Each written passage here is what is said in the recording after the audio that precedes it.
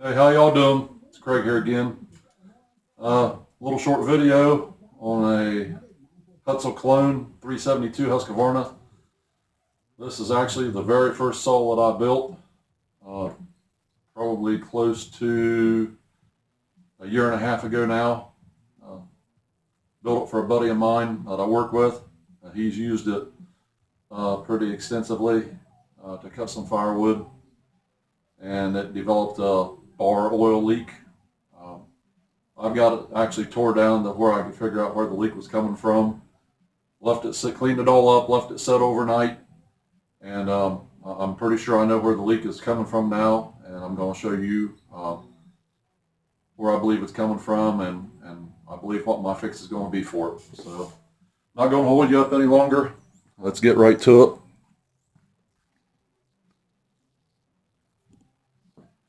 There's the saw.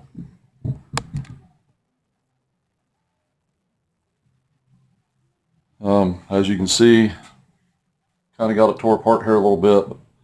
I've already got the clutch and everything out of it. But what his complaint was he would cut it, set it in the barn, or in his garage rather, and he would go back out in a day or two and there'd be one heck of a puddle of oil, bar oil, underneath of it. So I took everything off, took the side cover off, of course, the clutch, the drum, the oiler, the pinion gear. The oiler's still on here, but the pinion worm gear's off of it. Cleaned it all out, and I left it set overnight. So it's been set in roughly 18 hours. And come back down today, and I'm gonna take the camera off the mount, off the tripod here, so we can get down here so you can see what's going on.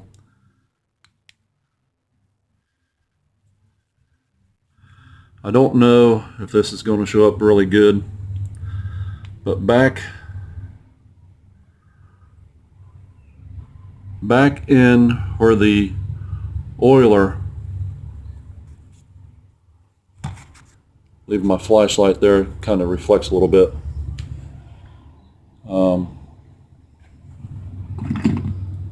Get something here I can point with.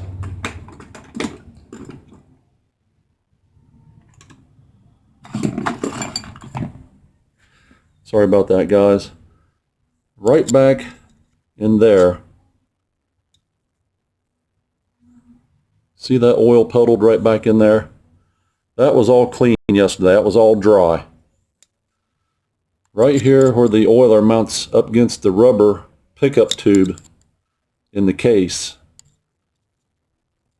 is where it's, pretty sure that's where it's leaking from. You can see the oil puddled right there. And that's just about 18 hours. And you can see it's already starting to run out right here. It's already starting to drip off the corner there. So my fix to this is I'm going to take that apart.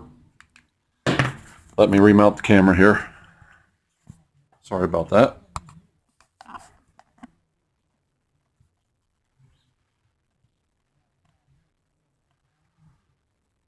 Get it to autofocus there.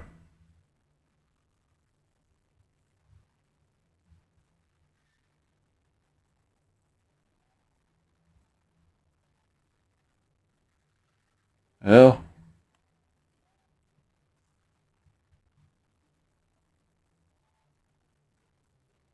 There she goes. So my fix to this is I'm going to take this oil assembly off, which is going to require pulling the brake band out because this copper tube here goes in behind the brake band. I don't think I'll be able to get that out of there. I'll try before I pull the band. If not, I'll have to pull the band out. I'll remove the oiler. Of course, I'll drain all the oil out of the oil tank to begin with. And I did fill the oil tank clear full before I let it set overnight. That way, it was a full tank of oil. I'd be able to find out if it was maybe leaking out of the vent here or what was going on. But I'm pretty sure it's leaking from behind where this mates up against the rubber pickup tube up against the case. So my fix I've had pretty decent luck with this. This is Loctite 515 gasket eliminator. It's a flange sealant. It stays flexible. It doesn't set up hard. Says flexes with minor flange movements. It's designed for oil pans on your engine, oil pans on your transmissions. Of course, it's resistant to oils and gasolines and solvents. But like I said, I've had good luck with this, sealing small leaks like that up, where you have slight movement within the item that you're trying to seal. So I'm going to take that apart, drain the oil, take that apart, clean all that up nice and clean with brake clean, clean the tube all up, and I'm going to go around where the tube seats in. Then I'm also going to go around the oiler. There's a little thimble that goes inside of the tube, and I'll show that on the video once I get it all apart and clean and ready to go back together. But I'll put a small bead around that thimble, and I'll put a small bead around where the tube actually slips into the case. So I'm going to pause this. It's going to be a while. I'll take all that apart. I don't think you guys really want to see all this, but I'll be back with my fix here in just a little bit. Okay, we're back. Got it all taken apart. Had to take the clutch band out of it, which required taking the clutch mechanism apart, taking the chain brake handle off of it, taking the chain brake mechanism apart.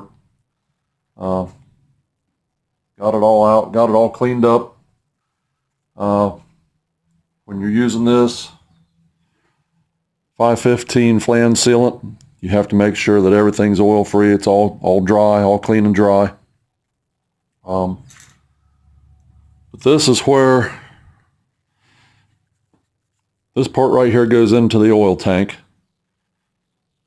and this side of this rim is what seats into the oil tank itself. It's either leaking around this seal right here, or where this little hat goes up against the oil pump, like so. It's got that little thimble right there, and this sets down in there like that. And if it doesn't make a good squish, a good tight squish, it'll leak there also. But I just noticed something here.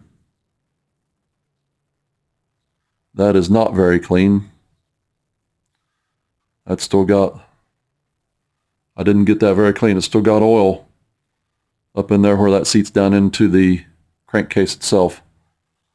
So I'll do a little more cleaning here. And the only thing I use is just some good old brake parts cleaner.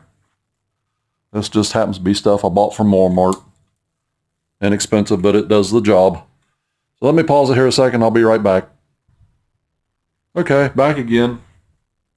I've got it all cleaned up now. I've taken brake parts cleaner. I've cleaned up where this mounts in. This hole right here is where it mounts. It just basically goes in like this, and it's a press fit, and it'll snap up into the little groove there, and then that's supposed to seal. Sometimes with these kit saws, there's variances for whatever reason.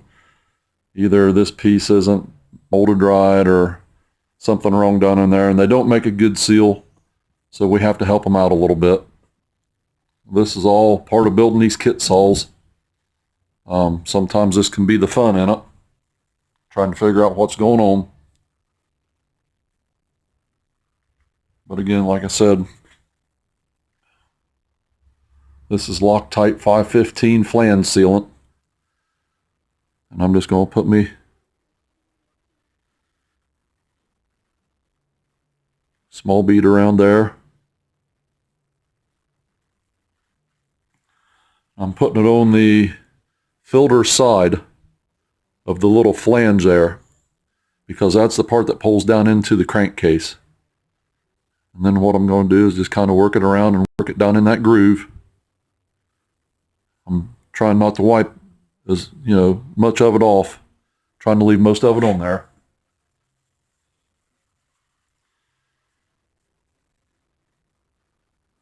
There's what it should look like.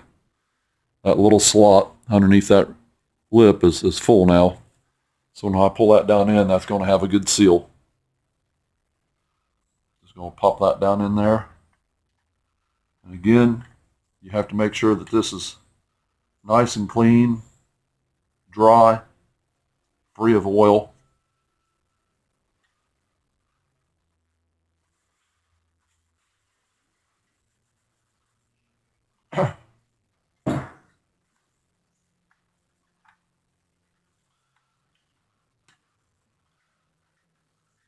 Hope that I can get that. If not, I'll have to do that off camera. But what I'm going to do, yeah, right there it is, I'm going to grab that hose from the inside. I'm just going to give it a small tug just to make sure it's seated. Just a paramedical. I can't think of the name of them right now. Most people know what these are. These come from the medical field. Again, like I said, the name slips my mind. I'm just going to reach down in here. You don't want to pull too hard because you can actually pull that right on through. Try to get onto the hose here. I had the, there we go. I'm on the hose now. So what I'm going to attempt to do here, hopefully, let me see if you guys all can see this. Oh yeah, you're doing good.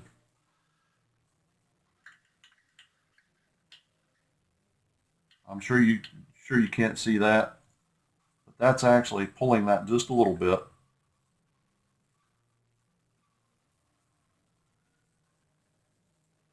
I'm just kind of massaging that a little bit just to make sure it's seated down in there.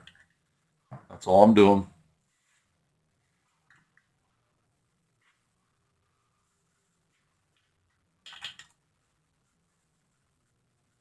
Hemostats.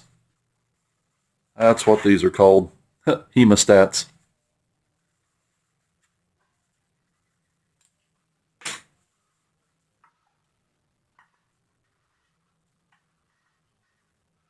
Put your cap back on so when you flip it over, there's always going to be a little residual oil left in there because it is a used saw. It's not brand new anymore, so. Okay, so now we've got the pickup tube in there with the brass filter housing on it. This is, of course, this is the oil pump, and this is the brass tube that goes up to the oiler for the bar. This here sets down in here, and that is not a very tight fit either. That's actually really kind of loose. So while I've got this apart because I don't want it to be leaking there either, I'm just going to apply a little bit of flange sealant around this. It doesn't take a whole heck of a lot.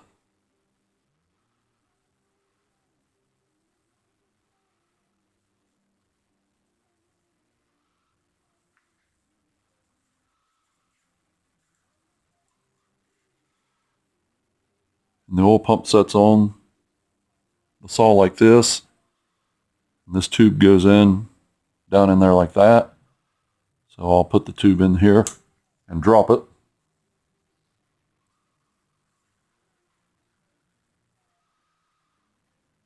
And also, right around this area right here, where it meets up against the rubber, because that's what seals between the rubber and the oil pump, is when you tighten this oil pump down, it applies pressure to that rubber and seals it. Sometimes, again, with variances in the manufacturing process, there might not be enough interference and you could have a leak right there. So I'm just going to fill that little channel full of flange sealant. Try not to get it into the boiler hole.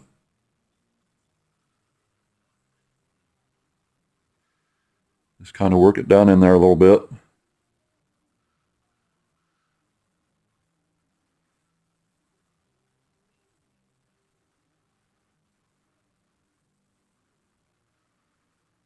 Again, all I'm doing is filling it up. Now when you press that down in there, that's actually going to squish some of that out. So that's why you don't want a whole heck of a lot in there, but you want enough to make it seal. Make sure your little rubber piece here sets down in the saddle area.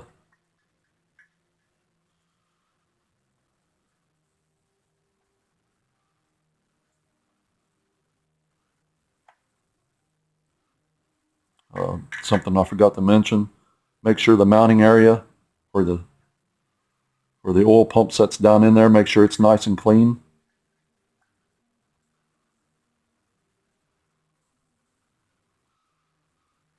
Okay, now, one last thing, and this is important. The two taps that hold that oil pump onto the crankcase, them are actually tapped clear through the case. They are not blind holes, meaning they have no back to them. So they're clear into the inside of the crankcase. So you have to make sure the threads on these taps are sealed. Otherwise, you could wind up possibly having a pressure vacuum leak. As everybody knows, that'll wreck your saw.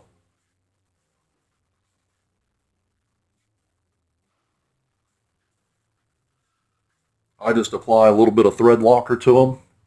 That thread locker actually locks the tap in place, and it will also seal the threads. You've seen me shaking my thread locker. I always shake it because after it sets for a while, it can separate out. I go clear around the threads because I'm actually wanting it to seal. If I was just wanting to lock it, I'd just put a little dab on one side of the threads. But because I'm wanting to seal the threads,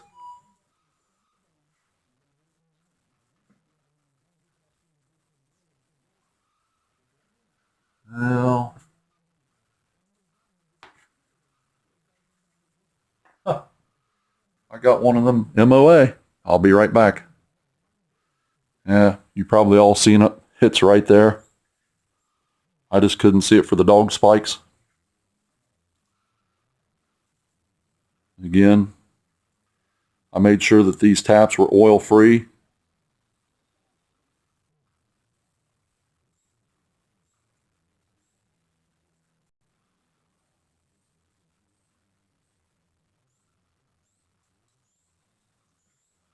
Nice and clean. Had some old residual thread locker left on them, so I cleaned that off the best that I could.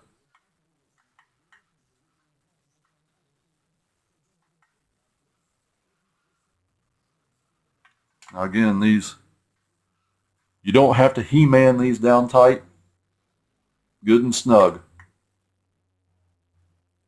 You can actually pull these threads right out of the block, right out of the crankcase half, if you go too tight with them.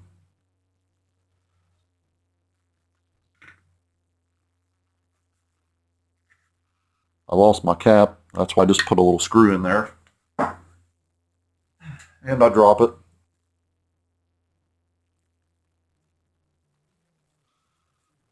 Just a little wood screw, that keeps the air out of it.